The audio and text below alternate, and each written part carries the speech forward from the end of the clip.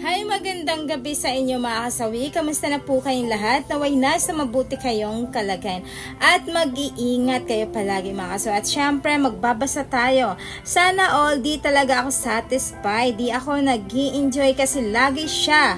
Lagi nauuna. So, yung ating sender ay isang babae mga kasawi na ang sabi niya ay hindi siya nasasatisfied sa kanyang mister dahil nga palaging nauuna ang kanyang asawa. Ayan na nga mga kasawi. Ito yung sinasabi ko sa mga kalalakihan na napaka-importante sa mga kababaihan na nauuna sila. Kasi nga para naman mas ma-enjoy nila. At higit sa lahat, alam nyo ba, para hindi sila nadidismaya pagdating sa ganitong jugjugan mga kasawi. Kasi kapag kapalagi na ang lalaki ang nauuna sa ganitong gawain, ako po, ang isang babae ay hindi na ito nagiging masaya. Nagiging boring na ang routine ninyo pagdating sa jugjugan mga kasawi. Syempre alam niya na ikaw lang mismo ang nasisiyahan. Pero naman siya ay hindi. Kaya sa mga kalalakihan, lagi niyong tatandaan na kailangan kapag kaganito, palagi ninyong i-assure sa mga kababaihan na sila muna ang mauuna.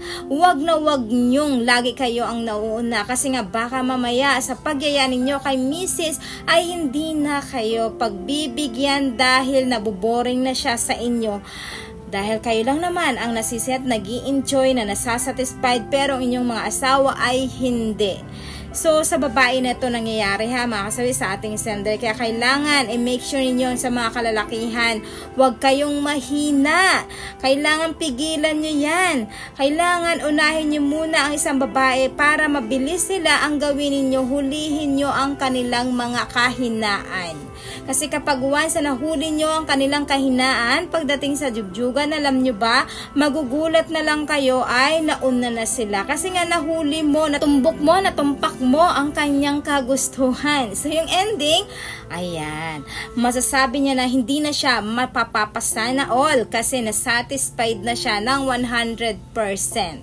Kaya sa mga kalalakihan na dadagdagan pa ninyo yung mga performance ninyo. Mag-aral din kayo ng ganitong mga performance kasi marami yan na yung kahinaan ng mga kababaihan. Na topic ko na rin yan kung saan ninyo kailangan mahuli sila para naman mas mauuna sila. Kasi iba naman talaga yung sarap kapag ka ang babae ang nauuna. Mas grabe yung feeling kasi nga mapapalabas nila ang magic na kapag kawan sila ay nasarapan. Palabas sila ang magic na kapag sila ay talagang 100% na satisfied. Yan lang po yung ating suggestion at advice sa ating sender. Naway naintindihan mo ang ibig ko sabihin. Maraming salamat sa patuloy na pagsuporta niyo sa akin, sa walang sawang pag-share at pag-comment. Sa mga hindi pa po nakapag-subscribe mga kasawi, pwede na kayo mag-subscribe, pwede na rin kayo mag-follow para updated kayo sa topic ko araw-araw. Magandang umaga.